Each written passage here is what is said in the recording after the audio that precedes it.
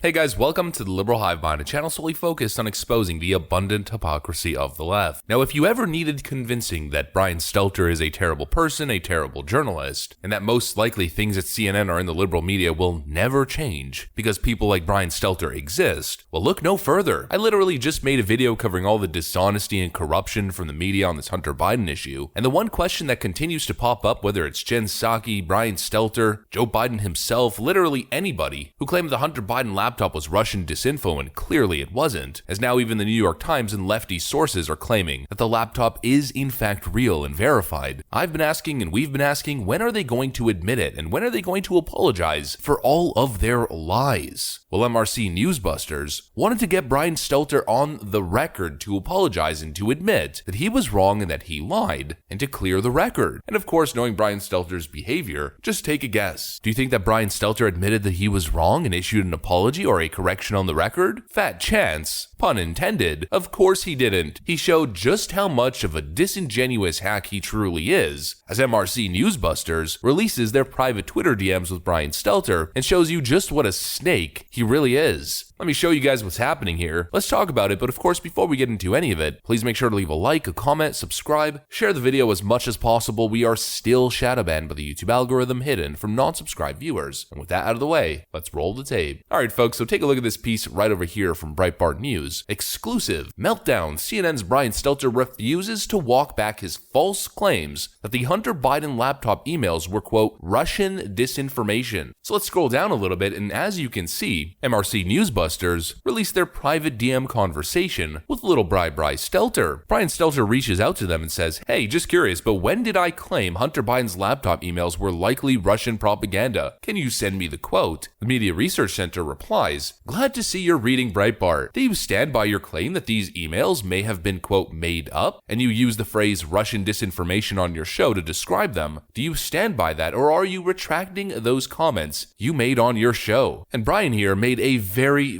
serious mistake. First of all, if you're going to challenge someone on whether or not they have evidence of what you said, you should probably do a little bit of digging on their Twitter feed to find out if they have the receipts or not. Brian Stelter made a clear mistake here, underestimating his opponent, because of course they had the receipt, the same video that I showed you guys last time. Now they edited this whole montage. I'll probably just take Brian Stelter's parts and cut them all together, or maybe I'll find the original clip, but let me show you guys. This is the way Brian Stelter covered the story back then. Biden's secret email. The Post claimed that the emails were found on a laptop computer that was brought to a repair shop in Delaware in the spring of 2019. For all we know, these emails are made up. Russian disinformation. I mean, almost verbatim, everything MRC Busters said about Brian Stelter was spot on. I mean, we're talking about direct quotes, not to mention his pompous, arrogant, dismissive attitude about the whole story in the first place. The Post claimed that the emails were found on a laptop computer that was brought to a repair shop in Delaware in the spring of 2019. I mean, just look at his brow line and look at his attitude tilting his head. A laptop that was brought to the blah, blah, blah. He's such a snake, it's not even funny. Representing the story as if it's some massive hoax, something not to be believed, something to have serious skepticism about. Dismissing the entire story with his body language, then going on to claim that it's very fishy and experts are saying that it's Russian disinformation. I mean, he's on record saying that we have the evidence. MRC immediately sends him the clip, and little Brian Stelter responds like this. So, you clearly can't back up your assertion that I claimed Hunter Biden's laptop emails were likely Russian propaganda. Thanks for confirming what you wrote is false. Yeah, you got him, Brian. Maybe that's not the direct quote, but essentially, that's exactly what you said. I mean, this guy is unbelievable. I've never seen anything like it. What a dishonest liar. Still denying that he said what he said. And it's so frustrating with this guy. I mean, his show is called Reliable Sources, yet he is the most unreliable partisan source in American media. This guy literally markets himself as an honest journalist. Brian Stelter isn't an opinion guy. He doesn't run an editorial show where he gives his opinions. He claims to be a journalist, and as I always mention, he does presentations and he does talks at top American universities, usually surrounding the topic of journalistic integrity and journalistic ethics. politics. Yet this is him. When confronted with the fact that he is a clear liar and propagandist, he denies reality. He denies the reality, denies ever saying something in response to a clip of him saying something. I mean, you cannot get more disingenuous and more dishonest than little Bri Potato Head Stelter. It is not possible. And no wonder Jeff Zucker loved him so much. No wonder he's such a media darling, because he's just like Jen Psaki, literally willing to say anything to please his corporate network overlords. Whatever he needs to say, he'll say it. He's the perfect media pet, the perfect little media talking head puppet who will push the party propaganda and talking points without any internal ethical dilemmas whatsoever. He doesn't care. He only cares about the paycheck at the end of the day. A real fraud. And then people wonder why Americans are completely losing their faith in the mainstream media. Well, it's probably because the people that are telling you that you're a conspiracy theorist are the ones themselves pushing conspiracy theories endlessly, while at the same time looking down at you from their ivory tower, lecturing you about journalistic integrity and trying to cancel and destroy independent sources. I mean, Brian Stelter's entire existence on CNN has been an ongoing quest to cancel Tucker Carlson, to destroy Fox News, and to cancel independent sources like me on YouTube. These people are a bunch of hacks, and actually, here's the most recent leftist campaign. Opinion: how Russell Brand went from stand-up stardom to peddling YouTube conspiracy theories. Elon Musk had the best response. With so many mainstream media companies saying @RustyRockets is crazy and dangerous, I watched some of his videos. Ironically, he seemed more balanced and insightful than those condemning him. The groupthink among major media companies is more troubling. There should be more dissent. Russell Brand is the conspiracy theorist. Yet Russell Brand, once again, like pretty much everyone else in the independent media sphere, have been proven right on countless occasions. And this is yet again another example. Russell Brand was called a kook peddling Russian disinfo while initially reporting on the Hunter Biden laptop scandal in 2020. Well, who's pushing the conspiracy theory? Is it Brian Stelter and the mainstream media? Or was it Russell Brand? Once again, recent history seems to repeat itself over and over again. When the mainstream media is calling someone else a conspiracy theorist, well, many of the times, the conspiracy theory is that the conspiracy theorist is pushing a conspiracy theory. Maybe a little bit of a confusing way to put it, but you guys get what I'm saying. They do nothing but lie and lie and lie and propagate false information, and then once the truth surfaces, they are never held accountable. They never retract their previous statements, and they certainly never apologize. How many times have we been through this? They constantly peddle false narratives, frankly destructive and divisive narratives, and do nothing but double down and continue to muddy the partisan waters instead of offering the clarity, the clear view that the American people deserve, and that frankly the American people need right now. All of this division, all of this partisan hatred, these wacky conspiracies have done nothing but pit Americans against each other, and most likely, that's exactly what the media wants, and that's exactly what corrupt, dishonest figures like Brian Stelter are employed to do in the first place. Someone like Brian Stelter fundamentally lacks ethics and a moral code, and how ironic it is that he seems to be the go-to guy to preach journalistic integrity. The guy is a hack, the guy is a fraud, and I don't think I've ever seen anyone as dishonest as Brian Stelter. That's what I got for you guys though. If you enjoyed this video, please make sure to leave a like, a comment, subscribe, share the video as much as possible. We are still shadow banned by the YouTube algorithm, hidden from non-subscribed viewers. I'm gonna get back to work though. Thanks for watching, and I'll see you on the next one.